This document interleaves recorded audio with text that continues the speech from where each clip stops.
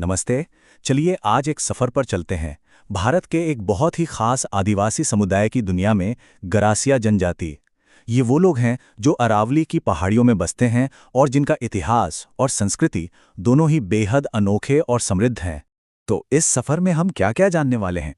सबसे पहले देखेंगे कि ये गरासियां हैं कौन, फिर उनकी रंग-बिरंगी संस्कृति को समझेंगे। उसके बाद उनकी सामाजिक बनावट, उनकी आस्था और त्योहारों की बात करेंगे। और आखिर में उनके गौरवशाली अतीत से लेकर आज की हकीकत पर भी नजर डालेंगे। तो सबसे पहले यही सवाल उठाते हैं कि आखिर ये गरासिया हैं कौन और ये आते कहाँ से हैं? तो ये गरासिया समुदाय आपको मिलेगा कहाँ? ज्यादातर राजस्थान और गुजरात के जो पहाड़ी इलाके हैं ना, अरावली रेंज के आसपास, वहीं ये बसे हुए हैं। खास तौर पर राजस्थान के पाली, सिरोही, उदयपुर में और गुजरात के बनासकांठा और साबरकांठा जिलों में यही है इनका घर। अब इनकी जड़ों की कहानी तो और भी मजेदार है। देखिए, एक तरफ तो इन्हें भील जनजाति का ही एक हिस्सा माना जाता है, तो वहीं दूसरी तरफ एक थियरी ये भी है कि ये महान चौहान राजपूत योद्धाओं के वंशज हैं। तो इतिहास और लोक कथाओं का ये मेल इनकी पहचान को और भी दिलचस्प बना देता है। और इसी कहानी में एक और दिलचस्प कड़ी है डूंगरी गरासिया की।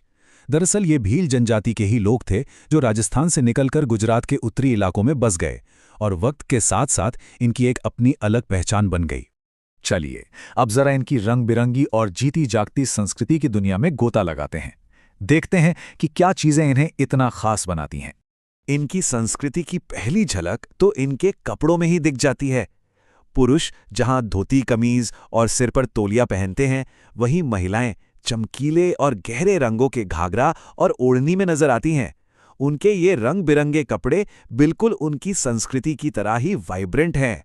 और सिर्फ कपड़े ही नहीं, इनकी एक और खूबसूरत पहचान है गोदना, यानी पारंपरिक टैटू। खासकर महिलाओं में माथे, ठुड्डी और हाथों पर गोदना गुदवाना सिर्फ श्रृंगार नहीं है, बल्कि ये उनकी सांस्कृतिक पहचान का एक बहुत ही गहरा हिस्सा है। अच्छा, इनकी भाषा भी इनकी तरह ही कई संस्कृतियों का संगम है। भीली, मारवाड़ी और गुजराती का मिक्स। इसमें कुछ बड़े प्यारे शब्द हैं, जैसे अपने घर को ये गैर बुलाते हैं, गांव को फलिया और अनाज के गोदाम को सोहरी कहते हैं। तो संस्कृति और भाषा के बाद अब देखते हैं कि इनका समाज कैसे बना है, इनके नियम कायदे क्या हैं और ये एक साथ कैसे रहते हैं।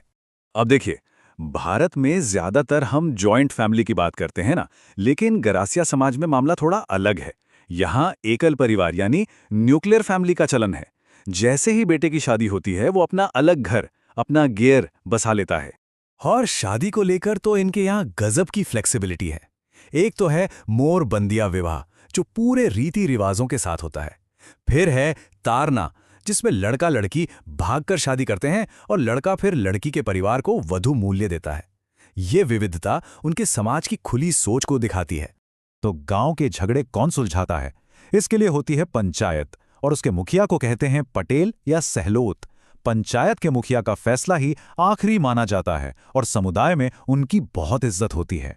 इनके समाज के अंदर भी आप कह सकते हैं कि 3 लेवल्स हैं। सबसे ऊपर आते हैं मोटी नियत, बीच में है नैनकी नियत और सबसे नीचे निचली नियत। और ये जो बनावट है, ये उनके सामाजिक रिश्तों को तय करती है। चलिए अब बात करते हैं इनकी आस्था की, इनके त्योहारों और मेलों की, जो असल में इनकी जिंदगी की धड़कन है। ये लोग भगवान शिव, दुर्गा और भैरव की पूजा करते हैं और इनका प्रकृति से जुड़ाव भी बहुत गहरा है। मोर इनका पसंदीदा पक्षी है। सफेद रंग के जानवर पवित्र माने जाते हैं और माउंट आबू की नक्की झील इनके लिए एक बेहद पाक जगह है। लेकिन इनकी संस्कृति की शायद सबसे अनोखी और मॉडर्न बात है इनके मेले। ये मेले सिर्फ घूमने फिरने की जगह नहीं है, बल्कि यहाँ युवा लड़के लड़कियां एक दूसरे से मिलते हैं और अपना जीवन साथी भी चुनते हैं। जी हाँ, ये एक तरह का स्वयंवर ही होता है। अब नया साल तो सब मनाते हैं, लेकिन गरासिया समुदाय का नया साल शुरू होता है आखा तीज के त्योहार से। है ना खास बात? ये त्योहार इनके लिए एक नई शुरुआत का प्रतीक है। तो अब तक हमने इनके शानदार अतीत और संस्कृति को समझा, पर आज की हकीकत क्या है? चलिए इनके कल को आज से जोड़कर देखते हैं। इनका इतिहास ना बहुत ही गौरव वाला रहा है। ये लोग कमाल के तीरंदाज और निडर योद्धा हुआ करते थे। ये स्थानीय राजाओं की सेना में एक अहम भूमिका निभाते थे और अपनी जमीन की रक्षा के लिए, अपनी बहादुरी के लिए जाने जाते थे।